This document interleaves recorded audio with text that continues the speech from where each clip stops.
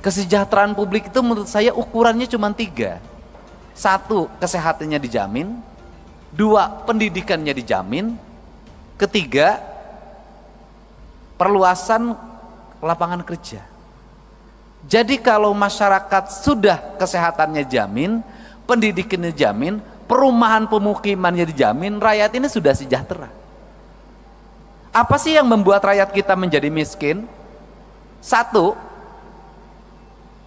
menurunnya derajat kesehatan berdampak pada semakin meningkatnya angka kemiskinan. Karena ketika orang sakit, maka 2 kemungkinan yang terjadi. Dia harus membayar biaya rumah sakit. Kalau tercover oleh BPJS, ya alhamdulillah. Kalau tidak tercover, musibah.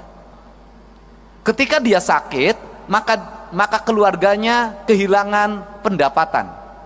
Ketika kehilangan pendapatan, maka keluarganya yang menunggu dalam setiap hari perlu pembiayaan.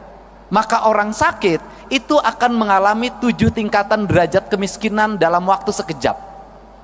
Sehingga kategori pembiayaan bagi masyarakat yang sakit, jangan lagi bicara miskin dan kaya. Kenapa? Kita anggota DPR, kita pejabat, kena sakit, kita akan jatuh miskin. Untuk itu negara harus hadir dalam memberikan jaminan layanan kesehatan bagi seluruh warga. Nah, hari ini saya dalam 2 hari ini, bahkan 3 hari ini, menghadapi problem tentang kriminalitas remaja. Kriminalitas remaja itu berdampak pada perkelahian yang direkam di media sosial, sistem pengelolaan kriminalitas tawuran yang dikelola oleh gangster, melahirkan kaderisasi, dan yang menjadi target yang harus berkelahi di bawah umur 18 tahun agar bebas dari jeratan hukum. Sudah berkembang di media sosial secara sistemik, dan perkelahian itu diraih dari pengaruh media sosial yang membentuk karakter pikirannya. Apa sih sebenarnya yang terjadi? Sebenarnya yang terjadi adalah ketika mereka tawuran, masuk rumah sakit, BPJS-nya tidak klaim. Barusan saya beresin 15 juta.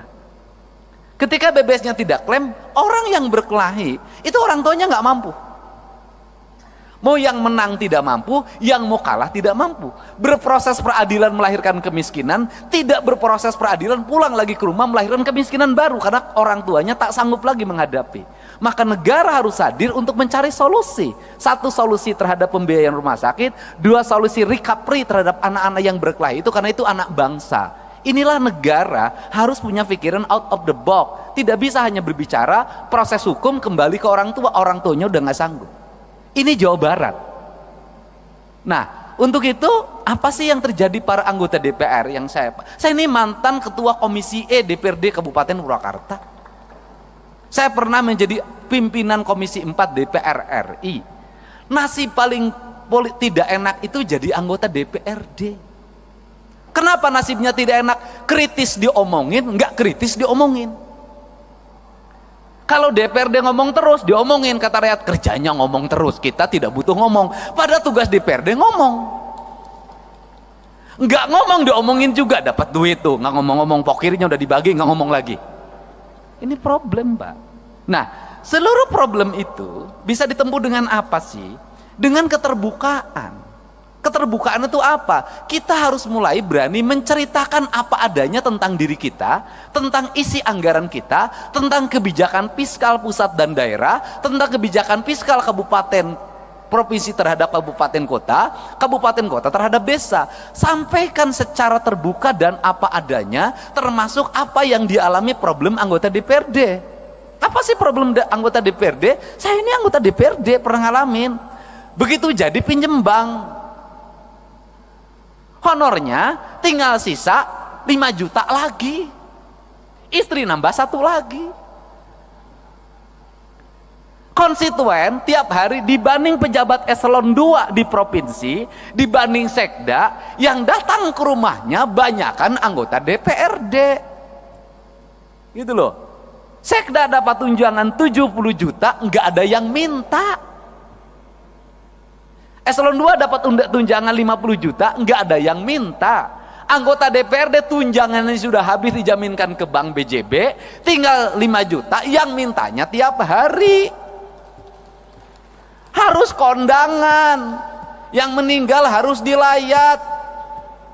Tiap hari pergi ke kantor kaca harus dibuka. Kalau kaca ditutup, kelihatan tuh sombong dia. Itu. Sedangkan fiskal terbatas. Nyari lagi lewat perjalanan dinas sekarang makin kecil. Kalau pergi perjalanan dinas, siapa yang paling banyak yang ngikutin? Yang berangkatnya 1, SBY-nya 10. Sehingga APBD-nya menjadi terserap untuk perjalanan dinas. Padahal nyerapnya anggota DPD sedikit, kebanyakan sekretariat dewan.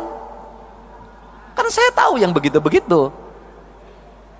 Yang dituduh siapa? DPRD lagi. Nah, apa sih yang mesti dilakukan oleh kita? Ya kita mulai ngomong terbuka pada rakyat. Terbukanya apa? Ini loh proporsi kita. Ini loh biaya politik yang kita lakukan. Kemudian apa sih yang kita harapkan? Saya dari dulu itu menyampaikan, saya ketika jadi bupati berkirim surat pada presiden.